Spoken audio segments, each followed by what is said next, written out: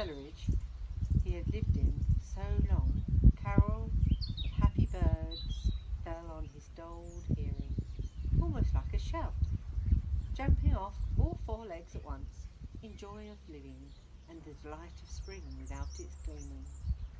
He pursued his way across the meadow till he reached the edge on the other side. "Hold up," said an elderly rabbit at the gap. "Sixpence for the privilege of passing by the private road." He was bowled over in an instant by the impatient, contemptuous mole.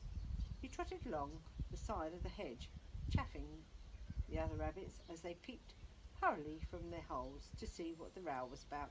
Onion sauce, he remarked jeeringly, and was gone before they could think of a thoroughly satisfactory reply.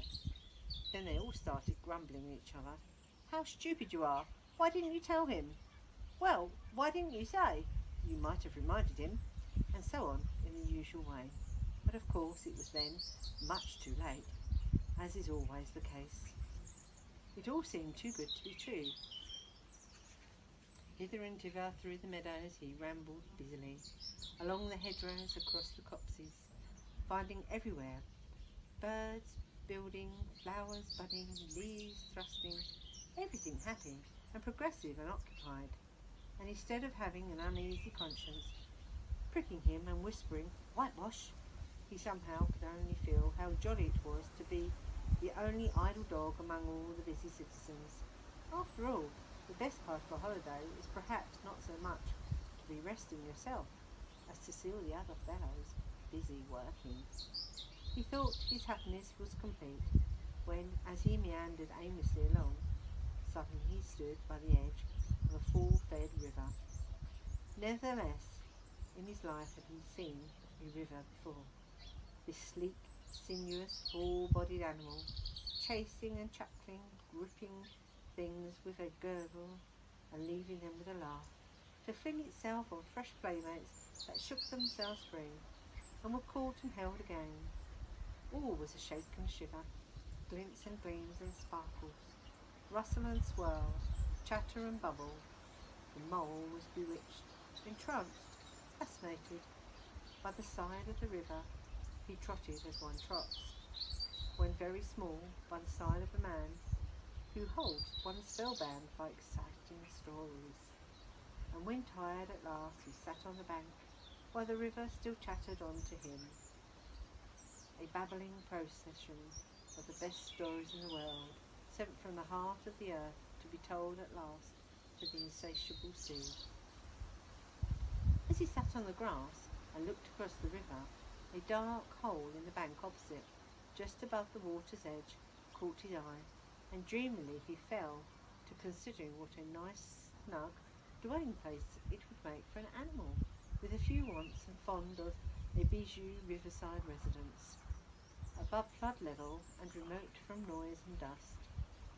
As he gazed, something bright and small seemed to twinkle down in the heart of it, vanished, then twinkled once more like a teeny star. But it could hardly be a star in such an unlikely situation, and it was too glittering and as small for a glowworm, and as he looked it winked at him, as though it declared itself to be an eye. A small face began gradually to grow up around it like a frame round a picture, a little brown face with whiskers, a grave round face with the same twinkle in its eye that had first attracted his notice, small neat ears, thick silky hair, and it was Water Rat. Then the two animals stood and regarded each other cautiously. "Hello, Mole," said Water Rat. "Hello, Rat," said Mole. "Would you like to come over?" inquired the Rat presently. "Oh, it's all very well to talk," said the Mole, rather pettishly. He being new to a river and a riverside life and its ways, the Rat said nothing, but stooped and unfastened a rope and hauled it on. Then lightly stepped into a little boat which Mole had not observed.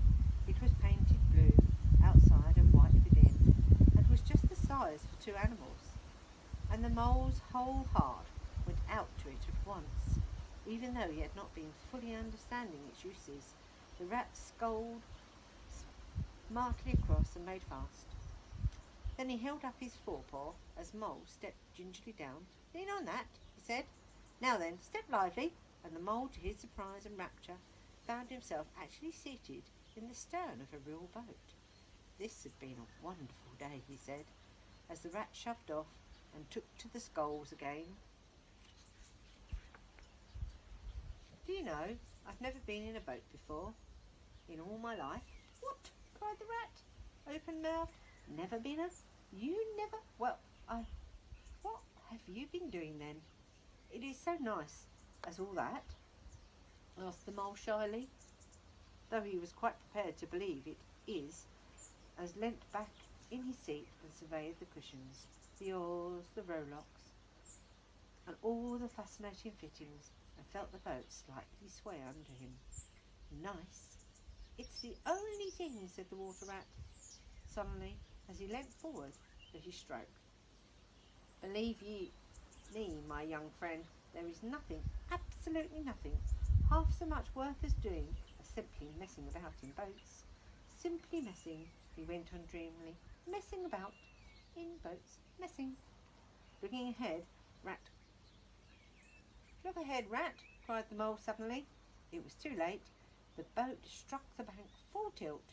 The dreamer, with joyous oarsman, lay on his back at the bottom of the boat, his heels in the air. About in boats, or with boats, the Rat went on composedly, picking himself up and with a pleasant laugh. In or out of them, it doesn't matter. Nothing seems to really matter. That's the charm of it.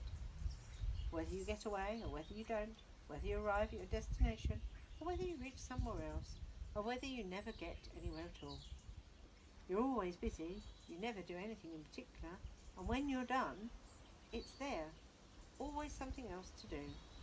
And you can do it if you like, but you might better not. Look here, if you've really nothing else on hand this morning, supposing we drop down the river together and have a long day of it. The Mole waggled his toes with sheer happiness, spread his chest with a sigh of full contentment, and leaned back blissfully into the soft cushions. What a day I'm having, he said. Let us start at once. Hold hard a minute then, said the Rat.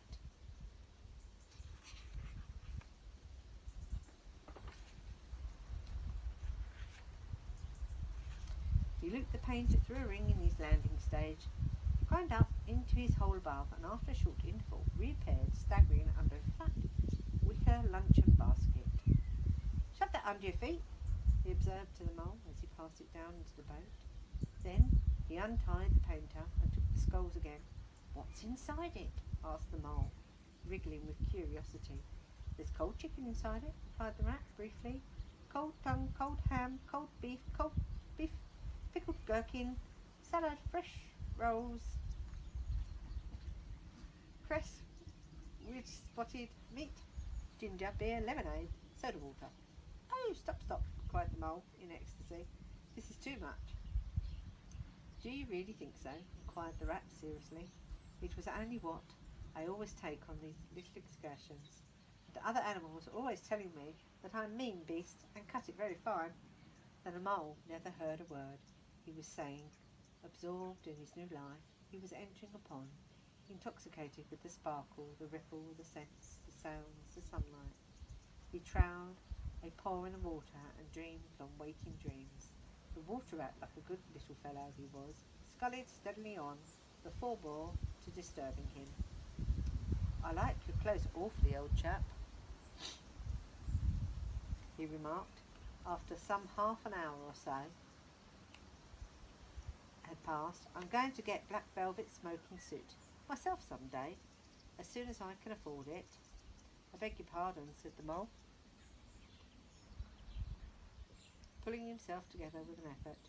You must think me very rude, but all this is so new to me. So this is a river. The river, corrected the Rat. You are really live by the river? What a jolly life. But it, and with it, and on it, and in it, said the Rat. It's brother and sister to me, and aunts and company.